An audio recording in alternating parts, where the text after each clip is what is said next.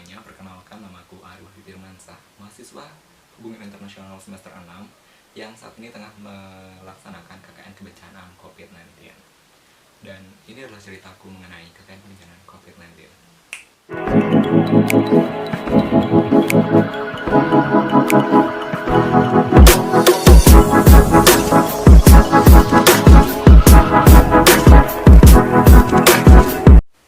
Seperti yang kita ketahui, pandemi yang melanda seluruh dunia telah memaksa kita untuk beradaptasi dalam melakukan aktivitas, termasuk dalam kegiatan belajar mengajar ataupun dalam pengabdian masyarakat. Begitu pula dengan KKN tahun ini. Nah, KKN tahun ini berbeda dengan KKN tahun-tahun sebelumnya, yang pada tahun sebelumnya masih dilaksanakan secara konvensional dengan tematik sesuai dengan lokasi yang telah ditentukan. Sedangkan tahun ini dilakukan secara mandiri dengan tema KKN Kebencanaan COVID-19. Apa itu KKN Kebencanaan COVID-19? Menurut salah satu ketua pelaksana KKN Kebencanaan, yaitu KKN Kebencanaan COVID-19 itu adalah bentuk pengabdian kepada masyarakat secara indisipliner, institusional, dan kemitraan yang fokus pada mitigasi dan adaptasi bencana. Nah, KKN ini dilakukan secara mandiri dan dilakukan di sesuai tempat tinggalnya gitu. Aku biasa melakukan sosialisasi ataupun edukasi mengenai COVID-19 itu dengan online karena daerahku berada di zona merah, yaitu di Desa Kramajaya, Narmada, Kabupaten Lombok Barat.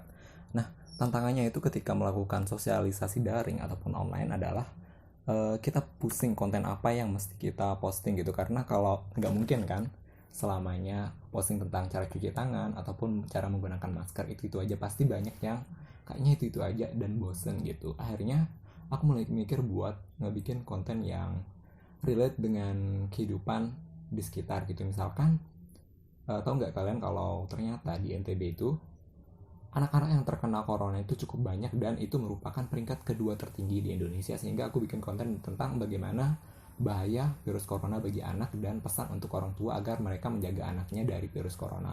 Ataupun konten tentang keutuhan keluarga, seperti yang kita tahu Lombok ini banyak sekali anak yang menikah di usia dini dan itu rentan terhadap kekerasan rumah tangga, perceraian, ataupun perundungan terhadap anak ataupun istri. Dan ataupun misalkan tentang hak-hak perempuan pekerja migran Indonesia yang harus dipenuhi haknya meskipun berada di tengah pandemi begitu.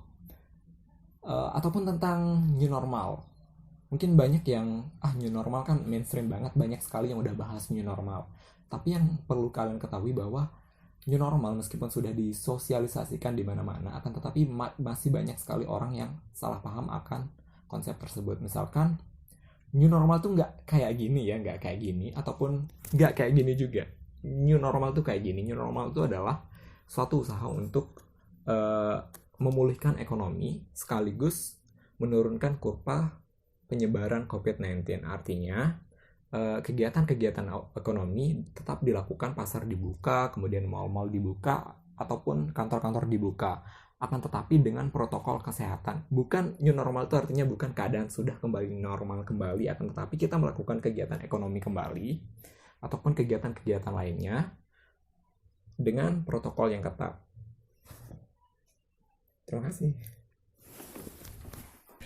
Ya udah. Your name is kurang tahu. Tuh yang pakai jilbab kuning itu namanya Lia. Oh, dan ini ada satu temennya laki, security dari yang dua di depan.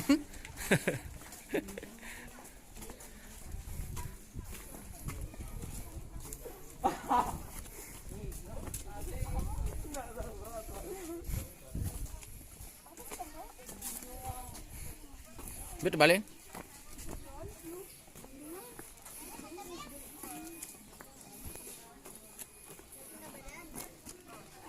Nggak bau, tamu kayak sana mana bro nih. Dunia indah cantik berseri.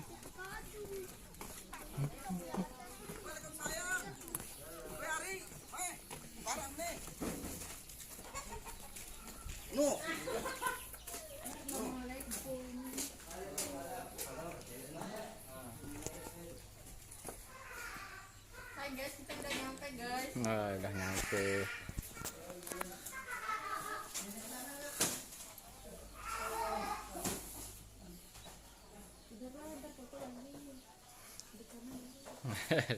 Oh, ini serah terima. Bisa fotonya dulu. Serah terima satu.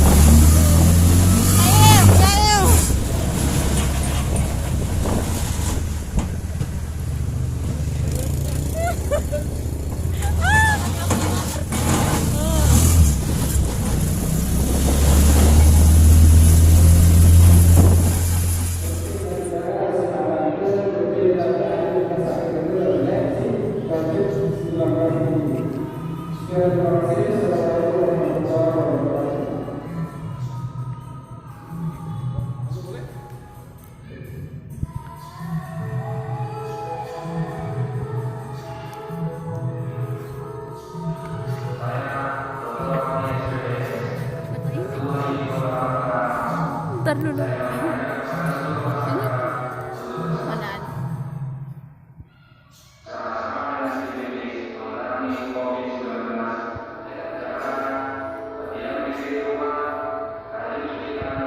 Mana dulu?